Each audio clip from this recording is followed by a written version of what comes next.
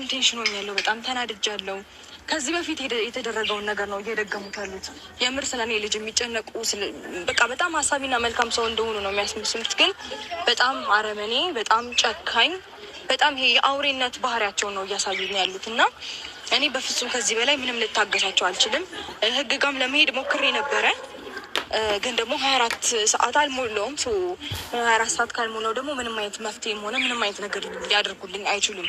እኔ ደግሞ 24 ሰዓት እንኳን እንዲሞላ መታገስ አልቻልኩም። በጣም ነው እየተጨነኩኝ ያለሁት እና ምንም ልታገሳቸው አልፈልግምም አልችልምም። ግን ደግሞ አሁን የሰማሁት ነገር ምንድን ነው? ሄርሜላ ጋር እንዳለ ልጁ ሄርሜላና አብርሃም ይዘውት ከዚህ ቀደም እንዳደረጉት ይዘውት ሊጠፉ እንደሆነ ይዘውት ሊሄዱ እንደሆነ፣ ሲቀጥል ደግሞ ብዙም ሄዳ ይህንን ነገር መስጠቷን እኔ በጭራሽ ይህንን ነገር ላምን አልቻልኩም። ማለት የምር ለልጅ አስበው ነበር ሀያቱ ጋር ይሄድ እያሉ የነበሩት። እንግዲህ ሀያቱ ሄርሜላ ናት እንዴ? ብቻ ማለት አልችልም። በምን አይነት መንገድ እንደምናስረዳቸው አናውቅም። ግን ደግሞ ከዚህ በፊትም እንደዚህ አይነት ነገር ሰርተዋል ታውቃላችሁ ብዙዎቻችሁ። እና እኛ ያለፍነው በምንድን ነው በዝምት በቃ ነገሮችን በራሳችን መንገድ ለመፍታት ወይም ደግሞ ልጁን ብቻ መቀበል ነበር ሀሳባችን። አሁን ላይ ግን ዝም ስንላቸው ወይም ደግሞ ነገሩን በሰላም መንገድ ለመፍታት በሞከርን ቁጥር በጣም እየናቁን እና ምንም ማምጣት እንደማንችል እያሰቡ ነው። እና ከአሁን በኋላ ምንም ነገር ሊፈጠር ይችላል። ብዙ ጊዜ ከእሷ ጋር ከብዙዎቻችን ጋር ብዙ ነገር ሲፈጠር እያያችሁ ነው። እና ከአሁን በኋላ ግን በሉሌ ቀልድ አናውቅም።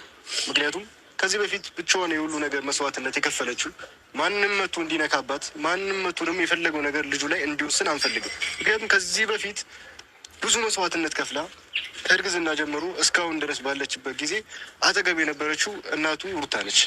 ዛሬ መቶ ደግሞ ደራሽ አብርሃም ወይም ደግሞ ቡዜ ዛሬ መታ ልጁ ወደ ሀያቱ መሄድ አለበት ብላ ሄርሜላ ጋር መውሰድ ማለት ይሄ ንቀት ነው።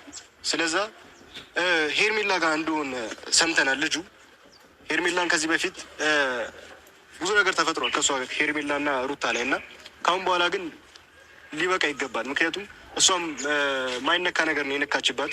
ይሄ ሁሉ ሀሳብ የሄርሜላ እንደሆነ ደግሞ ግልጽ ነው። አብርሃምና ሄርሜላ አንድ ላይ እየኖሩ ልጁን ሊያሳድጉት እንደሆነ ብዙ ነገር ሰምተናል። አብርሃምና ሄርሜላ ልጁን ሊያሳድጉት ከሩታ ነጥቀው ብዙ ነገሮች እንደጀመሩ እኛ ራሳችን ሰምተናል። እና እኛ ምንድነው ከእነሱ ጋር ግርግር ምናምን አንፈልግም። ቀጥታ ልጁን ወደ ራሳችን መመለስ ነው። ምክንያቱም ያለ ልጇ መንቀሳቀስ ያለ ልጇ መተንፈስ አችልም። በቃ ብቻ ሄርሜላን ጠርተናታል። አዎ በዚህ ሰዓት ማግኘት የቻልኩት እሷን ብቻ